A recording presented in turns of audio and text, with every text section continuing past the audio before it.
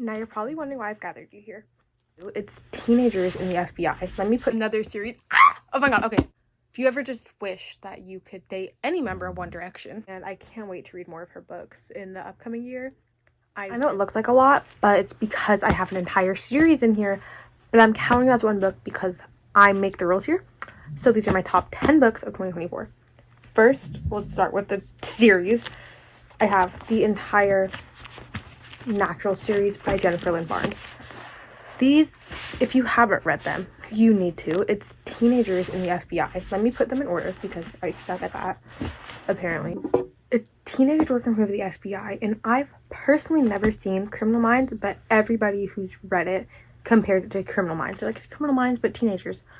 So, I'm going to say it too, because I believe them. There's 4 books in total. It's romance side plots, and so much mystery, and the mysteries are so good. Jennifer Lynn Barnes knows how to write mystery. Apparently, she has like a PhD in criminology.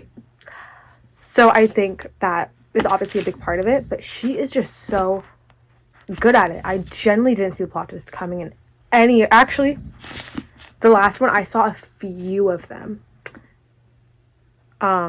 Actually, I got this spoiled for me. Don't do that, because I think if I didn't, I don't think I would have guessed it. But it was so good. Oh my god, what I wouldn't give to read this entire series again for the first time. Oh my god, if you haven't read it, I'm jealous of you and you need to. Like, all of them right now. Okay, next. Wait, Okay, next. People Will Be on Vacation. This is also not in order of when I read these. I was too late to put them in order. I didn't even mean to grab 10. It just worked out that way. So next is People Will Be on Vacation by Emily Henry. This was in fact my first Emily Henry book I've ever read, and it did not disappoint. I tried to read Beach Read, and a lot of the people that I've seen say they read Beach Read first and they didn't like it and they reread it and they fell in love with it. I think that's probably what I need to do. That was a bad explanation. What I'm talking about is people who have read Beach Read and then they'll say like they DNF'd it, which is what happened to me. I tried to read it twice. I DNF'd it both times, but they read it, DNF'd it, and then went back to it later and they appreciated it a lot more and they fell in love with it. Now it's their favorite book. So I think that's what I need to do, but I suck at explaining things. Because this is my first Emily Henry book and I loved it so much. Oh my god, I finally understand the hype. I love this character. I love these characters. I love everything about it. Her whole like travel thing. I don't know, personally, I feel like everybody always connects to a book that when you find the main character is more relatable. And this one, I definitely relate to the female main character a lot. And I also love the male main character. I love this book so much. Oh my god. This is another one I would love to read for the first time again, just to feel. Actually, I would reread it even knowing everything about it. I would still reread it. And I'd probably love it just the same. So I probably will do that in 2025. But I love this book. These are immediate 5 stars. It was so good. And I can't wait to read more of her books in the upcoming year. I loved it. Oh my god. Another favorite of the year, Things We Left Behind by Lucy Score. I didn't think I was going to like this series as much as I did. I was reading the first book and it's not my usual style, like, at all. I don't like when the male main character is overly, like, grumpy, or just I don't like grumpy sometimes where it's like, you're just calling it grumpy and you're mean, you're just a bad person. And that was the vibes that Knox was giving me in the first book, so I almost didn't continue the series. I didn't read the second book because I forgot what his name was, but I loved the brother who the second book is about, but then I started hearing that the second book, they, like, changed his personality and made him grumpy too, and I don't want to read it. But I gave this one a chance, and I'm so glad I did, because my favorite couple of the entire series, and seeing Knox and Naomi in this book and his character development and how much healthy of a relationship they have, it was so good. And I love the town. I love the whole world of this series. I might go back and read the second book, to be honest, if I like find myself missing it. But this book was so funny. It was so funny, but it was also emotional, and I love the characters. Like, I loved it. I also like this one because it wasn't as, like, smutty as like the first one was. That's the main reason why it's not my usual style. I don't really like that, and I usually just skip over it. Love this book though. Lucen and Sloane.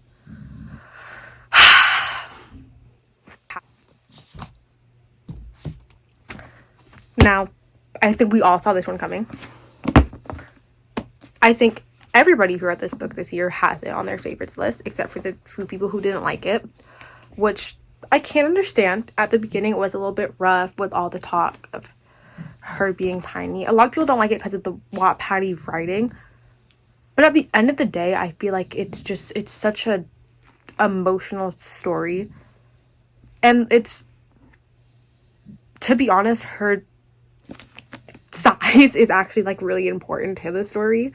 The more you read, like, it's not in the pick me girl way where it's like she was so frail he could crush her with, you know, it wasn't like that. I don't think it was mentioned that much, besides like after the first like 50 or so pages, maybe like 100 pages, it wasn't mentioned. But out of a almost 600 page book, that's not bad at all. Anyways, I love Boys of Tomlin. It's my favorite book series ever. It is a little heavy, so definitely look up trigger warnings before you read it. But if you can handle it and you can get past the start of it being Wattpad-y and like cringy, it's so good. It's so good. The characters are so well written in a way where it feels like you really know them as people. And I don't know, Chloe Walsh just like knows. It's like she knows how to write teenagers that feel like teenagers, you know. Yeah, I love them. I love them so much. These are like my children. I'm pretty sure all of them are older than me.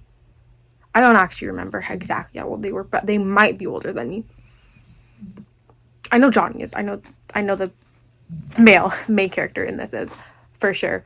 But they're my babies. I feel like they're my kids. I feel like I love them so much. You just have such an attachment. Like, I genuinely think about them almost every single day.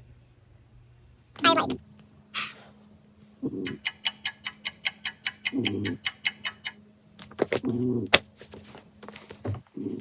If you're one of those people that started this book and DNF'd it because of the writing in the beginning and like the mentions of her being tiny, I would strongly recommend you give it another chance because it's so good. It's so good. It's honestly, I will never be over it. I still say videos about it to this day, and I read this book in like January, and I read the entire series like immediately after. I couldn't stop.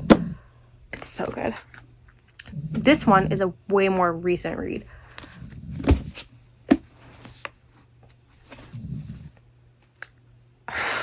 I have never loved a writing style more. I've never loved two characters. Like, they feel like soulmates in a way that I don't usually feel for books. And I feel like that comes with the fantasy genre, because contemporary romance, when you read too much of it, it's like, okay, boy meets girl, they fall in love. It's like, it's a lot of the same stuff. And that's why I like to read a good fantasy like in between, because the stakes and like the situation always add something to the romance. So this was so beautifully written. I read almost the entire thing on my Kindle because the font is like pretty. It's actually not even that small. Boys of Tomlin was like about the size, and I read the entire thing. But also I hate hardback, so yeah, there's that. But it was so good. Oh my god, it's so beautifully written. The characters are so well like put together and well thought out.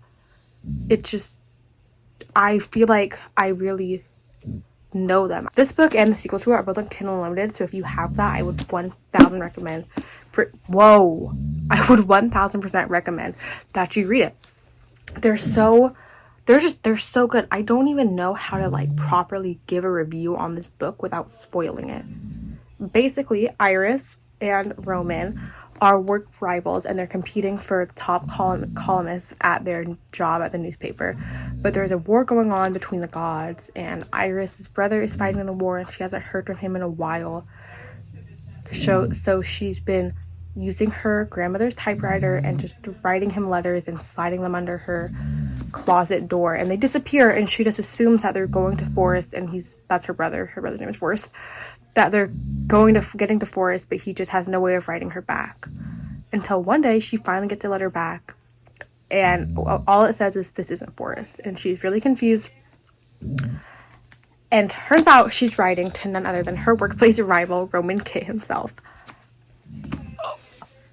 I love Roman Kit. I love Roman Kit more than I love my own life. I love him. He's my favorite. I love them together. It was just so beautiful. I genuinely don't know how else to describe it except for beautiful. It even right in the front says, "No God, no creature, no war can come between them."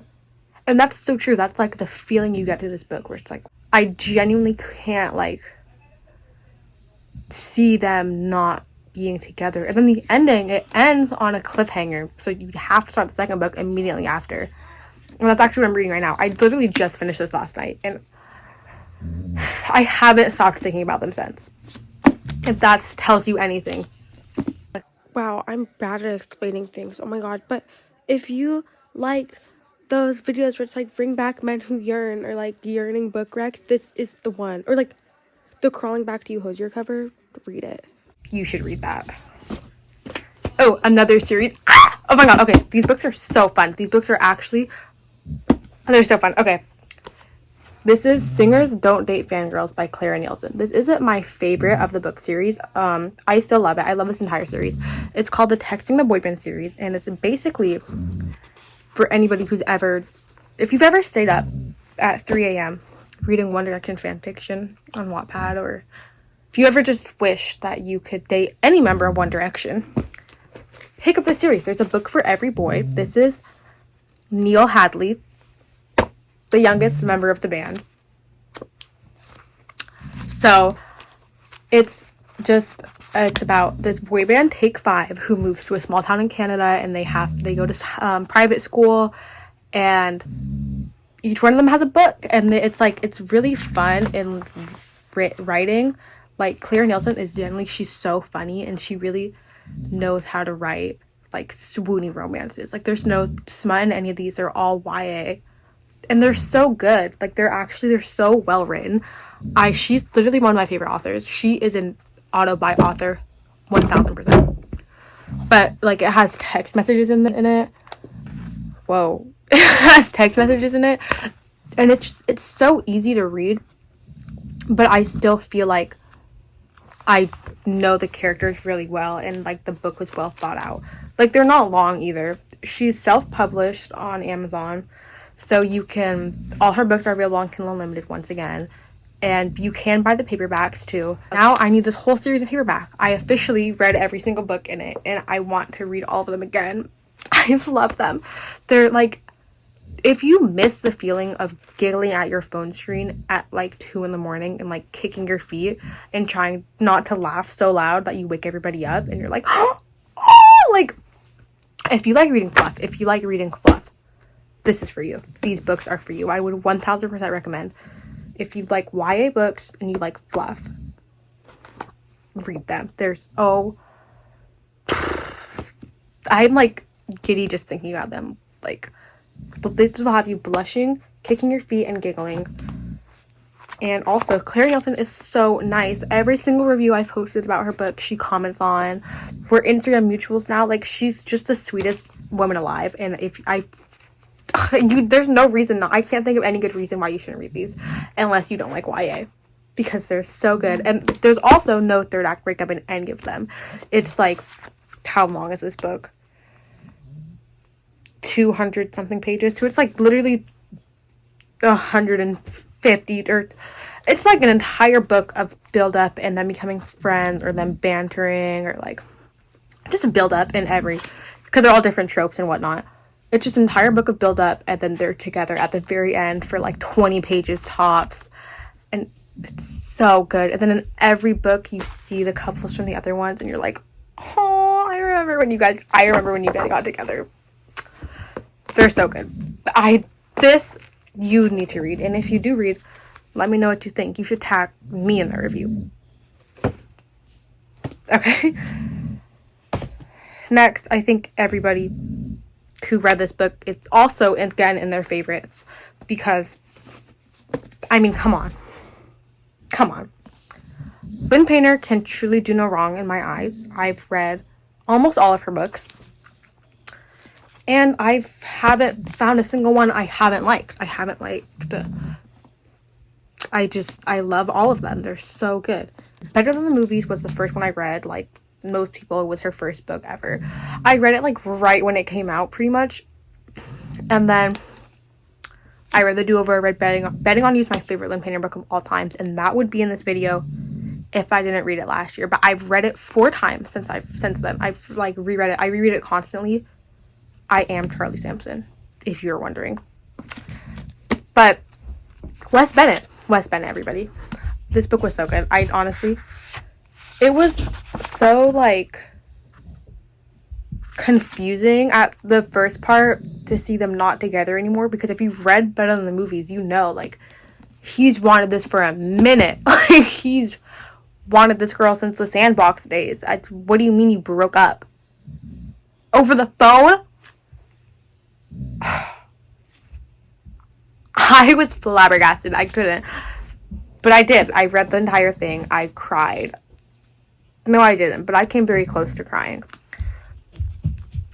I love them so much. They're, once again, my children, even though they're upwards of 5 years older than me. I love them. I literally felt like a proud mom reading this book, reading about Wes, like, overcoming everything and his goals. And I was so proud of him. I love Liz and Wes. I always will. Always have. Also, Lynn Painter, another really sweet author who's liked and reposted every single review I post of her books, responded to every DM, reposted every story. She is a sweetheart. So, she also has adult romances if YA isn't your thing. Listen. First things first, I don't want to talk about the state of my copy of this book. Okay, I read it at the beach. A lesson learned, I will only be bringing my Kindle to the beach from now on. Magnolia Parks, everybody. Give it up. This series is so much drama. It's so much drama. If you are a Gossip Girl, if you are a reality TV show girl, if you are a Bachelorette girl, or The Bachelor, whatever, you'll love this. You will eat this up. It's so much drama. You don't know who to trust. You don't know, like, what's happening for real. You're just like, do I want them to be together? Do I even care if they're together? Who's, like, where did this drama come from? She's sleeping with who? It's like that kind of reaction, like that, like, Blair, like, reading this book after watching, like, Gossip Girl and all that, you honestly can't not compare it to Gossip Girl, because the main couple in this are so, they're Blair and Chuck coded, but not as good as Blair and Chuck, to be entirely honest, because Blair and Chuck, I wanted them to be together. I love Bluck. It's my favorite ship in all of Gossip Girl, you know, like, I love them together. Magnolia and BJ, Benjamin Valentine, don't get me started. I'm not Team BJ. Not. I want both of them to find happiness with other people, is what I want. You know, some people are like, hate BJ with, like, their whole heart, and they just want Magnolia to dump him and drop him and run away and find happiness with somebody else. I want them both to find happiness with other people. I don't like them together. It's super dysfunctional and way too codependent. But if you haven't read it, you should, because of the drama. It's not a romance book. I don't think this should, like, it's not. Don't think it's a romance book. It's really, really, really not. Magnolia and BJ, like, it's not. It's really, you're in it for the found family friend group, because they are so found family. I love them. Oh my god. I don't know for sure if she's doing books for everybody in the friend group, but I really hope she does, because I need them, like, right now. I need them, like, yesterday. Would definitely recommend this series if you want something to be like, oh, no. if you truly want some gasping that isn't a murder mystery thing and it's just pure drama. Like you're reading a trashy magazine, but it's a whole fleshed out book that's actually well written and funny, and it's rich people. Come on, it's like British Gossip Girl. Rich people living in London with drama for days, and they're socialites. They have such interesting, fun things going on. What more can I possibly tell you? Well, this will also get you out of reading slump so fast. If you're in a slump, read this. I promise you it'll, like that. You're so good. You're so good. If you have fallen out of love with reading and you're trying to get back into it, Magnolia Parks is the way to go. Magnolia Parks, I would say, or anything by Lynn Painter would get you out of a reading slump. But sorry, I'm getting sidetracked. That's not what this video is about. Wait, second to last book. I know, sad. Wait, is this second to last book? 1, 2, 3, 4, 5, 6, 7, 8, 9. Yeah, second to last. Abby Jimenez, yours truly. This is the first and so far the only Abby Jimenez book that I have read this year, or at all ever. It was really, really good. I am so in love with the guy in this book. If your love language is acts of service, Abby Jimenez is the way to go, because she writes acts of service men. Need I say more? Really? I mean, I'm pretty sure most people have already read this, to be entirely honest. I think I was late to the Abby Jimenez hype. So, you've probably read it already. I loved it. I loved it so much. I read it literally in a day. I read this when I did a little swapping screen time for reading challenge. So, I didn't film it. I just did it for fun because I wanted to read more. So I literally read it in under a day. And I don't regret a single second of it. I was really good. I was laughing a lot. She's so funny. And her books always have a slight sort of emotional thing to them. One thing I have heard about her from people who've read more of her books is that she has a thing for tearing everything up 3/4 of the way through. Like just making everything fall apart. And they get back together. She is one for third act breakups, I will tell you that much. So, but it's so masterfully done that it doesn't feel like it's in that annoying way where you, at that point, it's like, my dog thinks she's funny. Where you don't even want them to be together anymore. It's like, I would never forgive you if you did that. Like, if that happened to me, we would not be together. That is not my man. I don't want him. It's like, it's always understandable on the character's part, where it's like, oh, I hope they work through it, you know, like they were doing so good. I need them to be together right now. Another one I'll get try to reading some. Fast-paced and romantic. I mean, what more can you possibly need? Hold on, I lost my last book. Oops, shit. I almost dropped the entire stack. Okay. Last, but definitely not least, to nobody's surprise, Powerless by Lauren Roberts. I've had this book since it came out. As you can see, I have this self-published edition. It's quite literally falling apart. The glue's coming undone. And I just read it this year because I was waiting for the sequel to come out. Because the more and more I watch people read it after I bought it, they were all talking about, what the hell, Lauren? I need a sequel stat. Because I, like a lot of people, followed her whole journey writing this on TikTok, where she would be like, stop scrolling, let me read you a bedtime story, and it would be a quote, and it was so cool to actually be reading them and holding the book in my hand, reading those quotes. So, but yeah, I wanted to wait for the sequel to come out, and now it has, so I read it, then I read Powerful, and I read Reckless. I love this series, I really do. I really, really do. It's so, like, it's very much it's way more romance heavy than a lot of fantasies. Like, it's not the romance side plot thing, which is really refreshing after reading so much of books with romance side plots. Because, like, sometimes this is romantasy to its fullest extent. I feel like fantasy romance side plot is just a fantasy. But this, like, the plot and the romance, I feel like were pretty equal. So I would definitely say that this falls under the romantasy category. I know that's a pretty broad term, but this 1000% is. And like, if you want to get into fantasy, this is such a good book to start with because of how easy it is. The world isn't like too complicated, but it's also not so simple where it's like magic is for these people and you people don't have it. You know, like there are more details so you can understand why the society is the way it is.